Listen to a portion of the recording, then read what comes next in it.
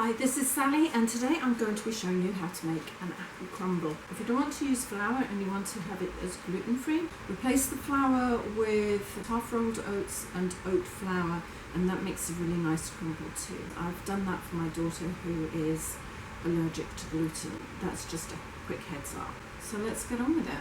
Grate the zest of 1 lemon into a pan. If you don't have one of these, there's other zesters. You could use the side of a cheese grater. You just want the finest zest you can possibly put in there. I love the smell of this. It's always so floral. Add 1 teaspoon of cinnamon. You can add more if you want, or not at all. It's an optional thing. Add the juice of 1 lemon. This is all the liquid that I put in. You could use 2 tablespoons of water instead of lemon. I usually use 2 different types of apple. These are delicious. You could use Golden Delicious or even Granny Smith's. I prefer to use that because they don't cook down too much. Now the second apple I put in is usually a Fiji or Pink Lady. It's a sweeter apple, and when you cook them they end up breaking down and giving you a nice apple sauce. Those are my personal choices. You might like to have apples that are firmer, not pre-cook them at all. I just prefer to have a mixture of semi-firm and soft apples in my apple pies,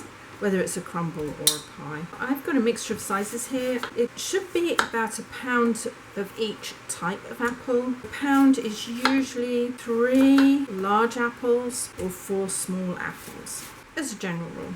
When I've got some in, I stir them around just so that the lemon juice can go over it and it'll stop turning brown. Although technically with the cinnamon in there, it doesn't really matter.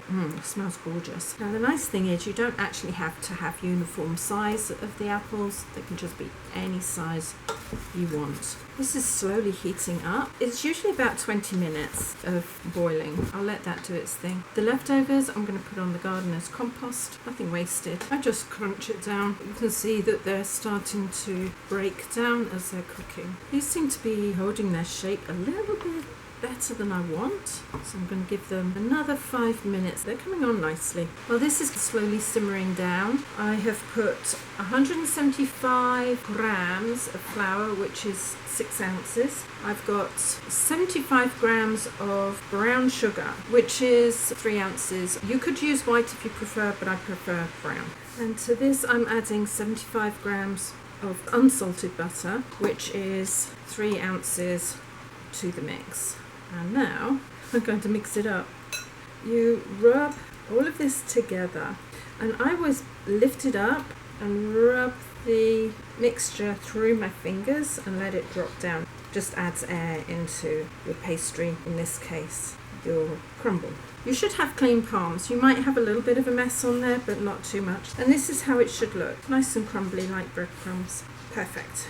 I'm going to pour the mixture into a dish. You don't have to prepare the dish. It's just going to be apple in the bottom. Pop that all into here.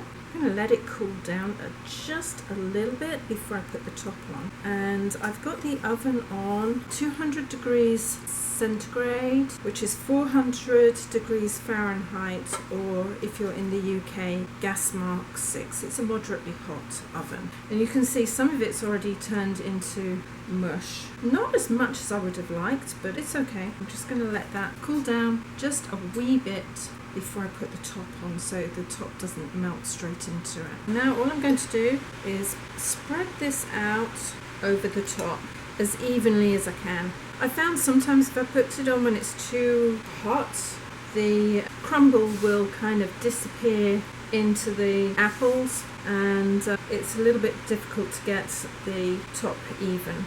There we go. Usually at the side, the apple or the filling will start rising through the crumble, which makes it a little bit awkward to get a nice top. Then just pat it down. Don't have to do too much, just to make sure that it's secure. The other thing I always do is I always put my pie dish, whether it's a crumble or any other pie, on a baking sheet. So if it bubbles over, it goes into here and not on the bottom of the oven. Once this goes in the oven, cook it for 30 minutes or until the top is a golden brown. Just taking it out of the oven, and as you can see it did bubble up and over. I don't think it actually went on the tray, which is always good. It's a darker shade because obviously I used brown sugar, not white. But I think that looks really quite yummy. We need to cut into that and see what it looks like on the inside.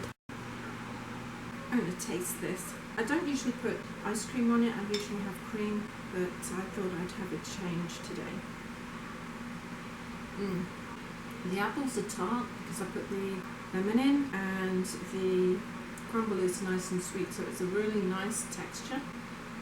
So I hope you at least try this recipe at least once. It takes them about an hour to put together, so I don't think that's too much effort. I hope you found this apple crumble recipe interesting. If you'd like to see more from me, please subscribe, hit the bell button, and a few thumbs up would be absolutely excellent. And in the meantime, take care. See you later. Ciao.